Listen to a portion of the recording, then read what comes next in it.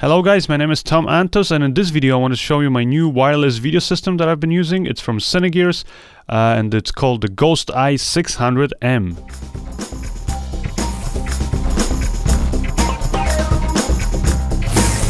So the 600M actually stands for the range, which is 600 meters or 2000 feet.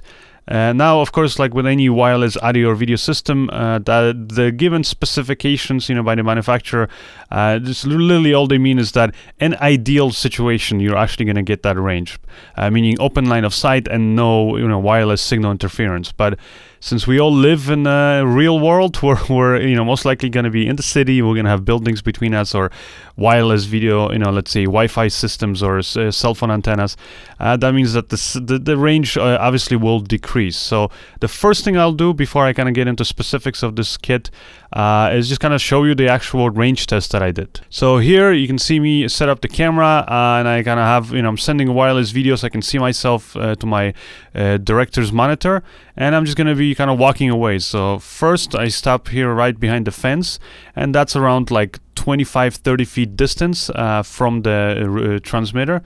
And obviously it works perfectly. It's open line of sight, and I do have actually a lot of wireless or Wi-Fi interference because I have several Wi-Fi networks basically in my house, so very close to actually where the camera is with the transmitter. But anyways, as I continue walking, I go all the way up basically to this fence that's in my backyard, so I can't actually go any further. And that's the distance over there is 115 feet. And as you can see, the signal is perfect, and this actually sends a full 1080p resolution signal up to 60 frames per second, which is also actually 10-bit 422 color.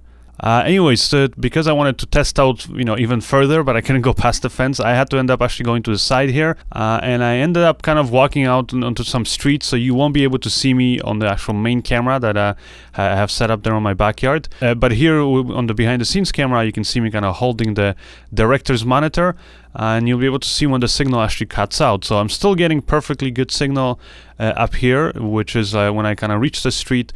That's around 180 feet away, and I have two houses basically between me and the transmitter.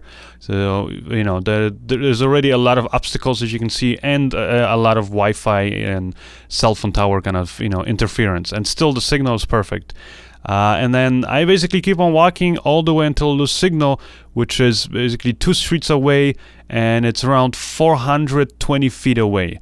And at 420 feet away, I'm finally losing that signal, and that's behind 4 houses. And again, I'm assuming all of those houses have Wi-Fi networks and things like that. So it's a pretty damn good system, I would say, if you can get this kind of interference and a that range. Now, when I was using this on a film project I shot recently, when we were actually going through concrete walls and going actually from the second floor all the way to the basement, then the signal did actually cut out. So it again depends on what kind of walls you're going through and again how much interference there is. So really you kind of have to just try it out at the location that you're planning to film and kind of see how well the system is going to perform for you.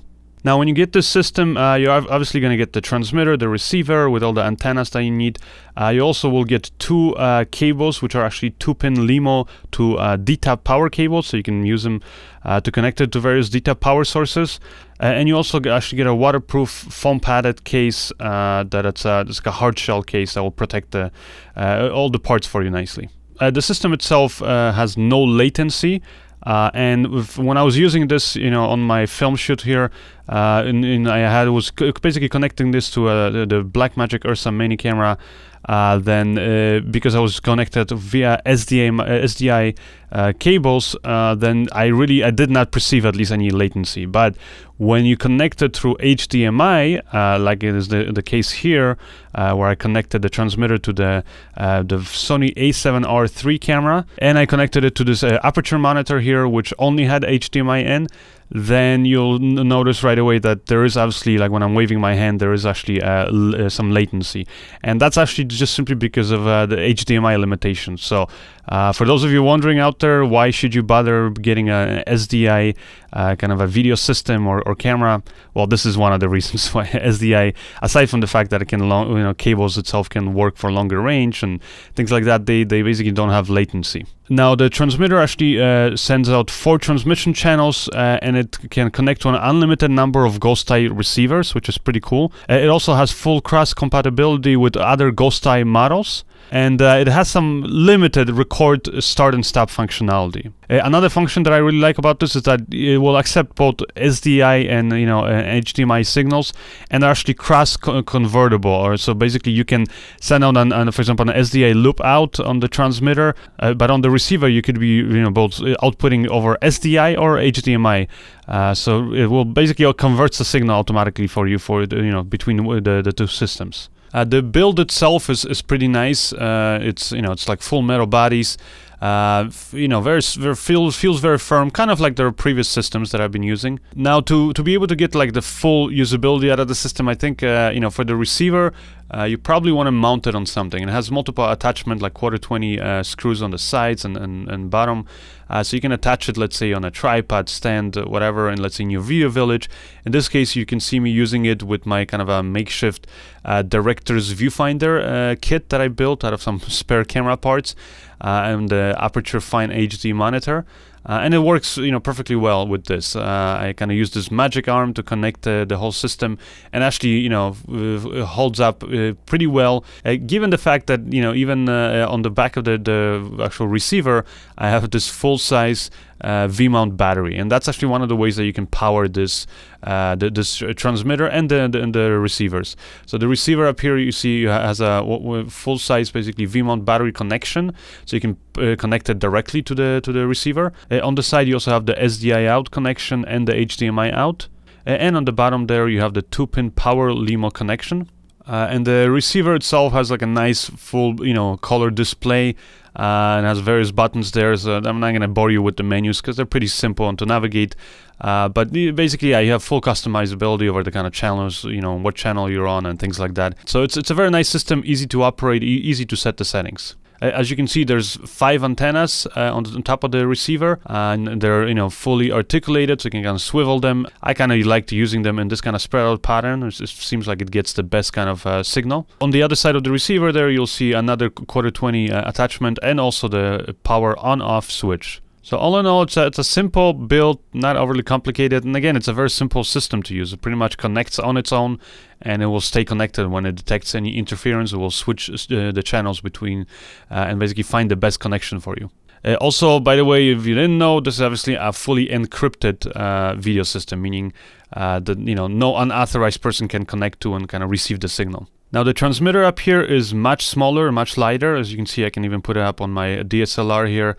Or actually the Sony a7R III, so I guess it's a mirrorless camera, but anyways, it doesn't really add too much weight, or it doesn't feel really awkward, so that's the good thing about it. And it's also nicely sturdy built out of this kind of aluminum case. Has 2 antennas, fully articulated, has the kind of the little display on the side, so you can see what your settings are. You have different buttons here to navigate the menu. On the back, you have the Sony NPF style battery connection, so you can power it using one of those batteries. But on the other side there, you actually have the 2-pin LEMO power connection. So if you wanted to, you can actually power it using, let's say, a V-mount battery. And that's actually what I did when I had the transmitter mounted on my Ursa Mini camera, because, I was using V-mount batteries. So I just used that 2-pin LEMO to DTAP connection cable. And I would just plug straight into my V-mount battery, and then I could this way power the transmitter for hours, literally. On one V-mount battery, you can easily power the system for a whole day. The transmitter on one V-mount battery will last you, with like that size V-mount battery that I had, it will last you like over 2 days. So it's a very good system. And that's pretty much it. Overall, I mean, like it's a straightforward, audio video system. It does actually transmit audio, in case you were wondering. It works really well. Like I said, nice long range. It deals with the interference pretty well. There's really nothing bad I can say about it so far. I mean, I guess the only wish maybe I would say is if it was possible to make the receiver a little bit smaller in the future. It's not heavy actually, it's a little bit bigger, but it's not heavy. But if it was a little smaller, it would always be, you know, a little bit more convenient. And actually maybe if it was able like to be powered actually off of a little Sony NPF battery, that might also be better, because sometimes, you know, I don't want to drag around this kind of a big director's monitor setup that I have here with all of this basically weight, and most of that weight is actually the V-mount battery. So that's maybe one wish. Now another little tip I'll give you is that if you want to have this, like you see, handheld kind of a director's monitor setup, then you can build one like I did up here out of spare parts, but there's actually a very good rig out there already that will allow you to attach a wireless video system, let's say like this, and a monitor and all that stuff. So you can kind of have it, and this is actually what I had the director using on this film that we shot here.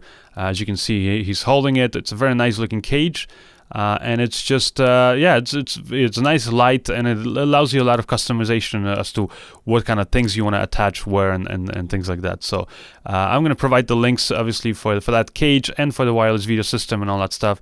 So if you're interested in getting it, and as always, these are affiliate links, meaning if you buy something, it doesn't cost you anything extra, I will get a few cents thrown my way, and that always helps when, you know, a lot of people click the link and buy it. It always adds up, so it is greatly appreciated, and it helps support this channel. So thank you guys. If you like this video, I hope you share it, you click thumbs up, and let me know in the comment section below. And I'm going to be sure to do more videos like this for you guys.